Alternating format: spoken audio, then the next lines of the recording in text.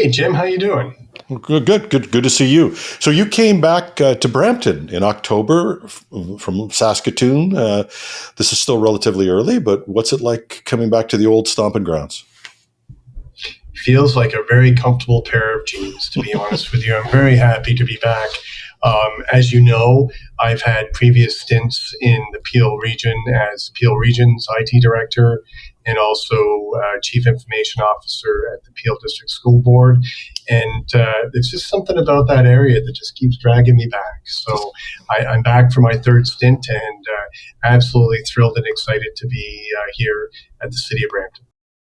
Well, we're glad to have you back. So what I want to talk to you about today is the role of the CIO and how that role has evolved. And second, I also want to talk to you about collaboration and the type of collaboration necessary to get results with partners for our citizens. So I'm going to start with the role of the CIO. And you and I know we look young. We've been around a few minutes.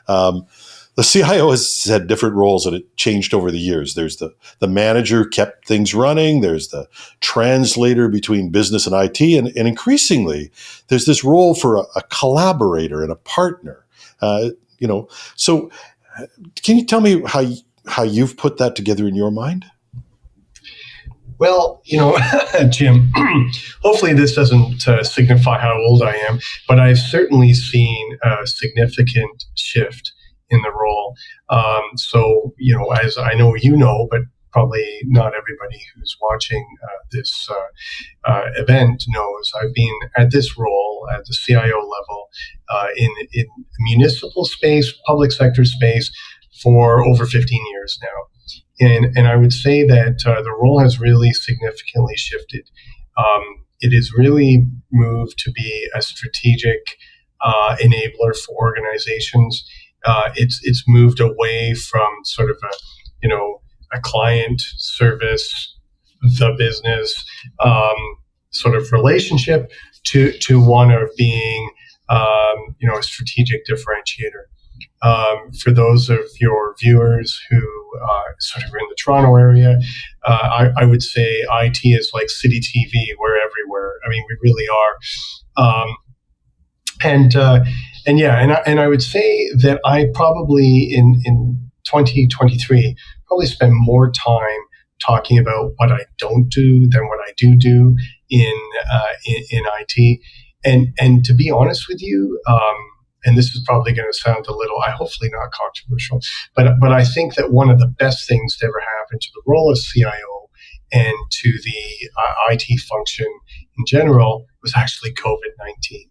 Really demonstrated the importance of IT as a function, as the CIO as a key executive in organizations, and so it's been very it's been interesting for me to sort of see that evolution of the role, and quite frankly, I'm excited about it. We're not just a bunch of wire heads or propeller heads. There is a lot that IT can bring to the table, and I think the rest of sort of the corporate world is starting to see that. In terms of your second question about collaboration and results, I have found, again, perhaps a little reflectively here, that regardless of whether you think you know what needs to be done and the most important thing for the organization, that without collaboration, without organizational change management, quite frankly, without buy-in, it's just not going to happen. So really being able to quickly assess what needs to be done in an organization, to develop a vision, get people excited about it, to get them to see that it's the way to go, even if it's not going to your ideal state. And building those collaborative bridges are absolutely essential to success in my experience. Yeah, I don't think you're the first to say that the role of the CIO did change during COVID, and I think this collaboration is part of it, a different perception.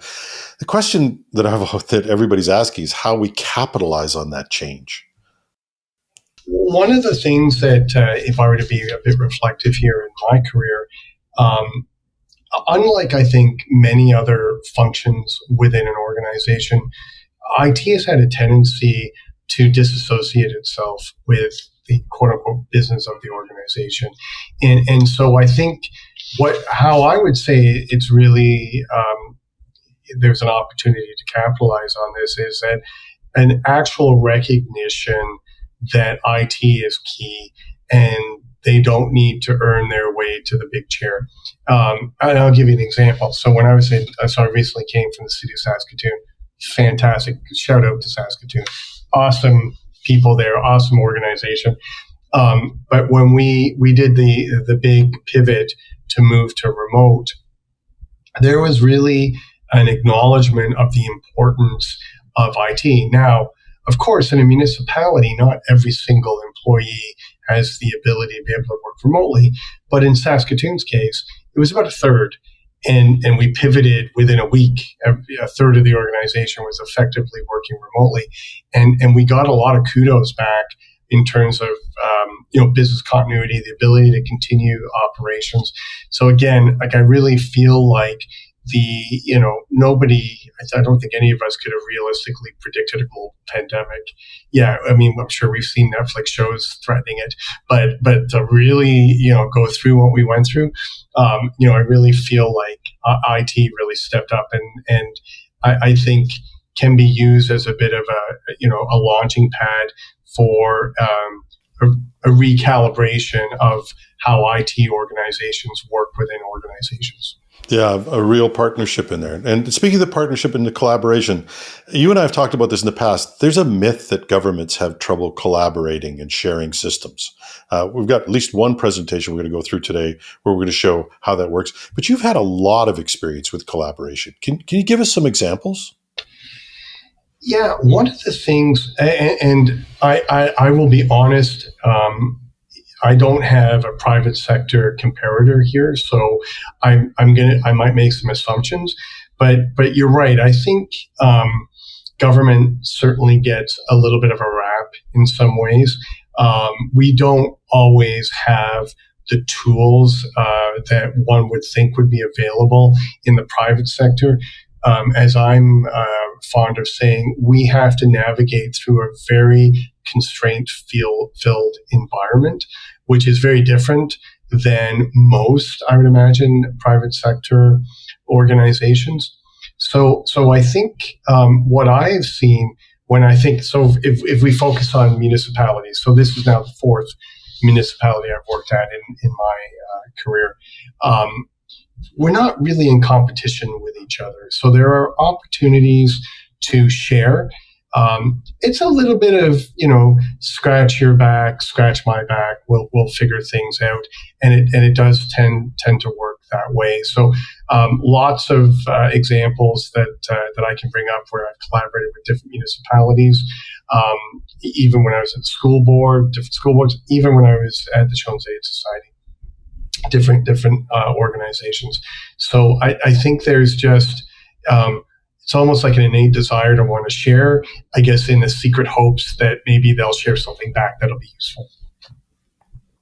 Yeah, I guess sometimes you got to give to get, I guess, is the issue. But if you had a tip for somebody who was really wanted to become a more collaborative partner and share with other groups, what would it be?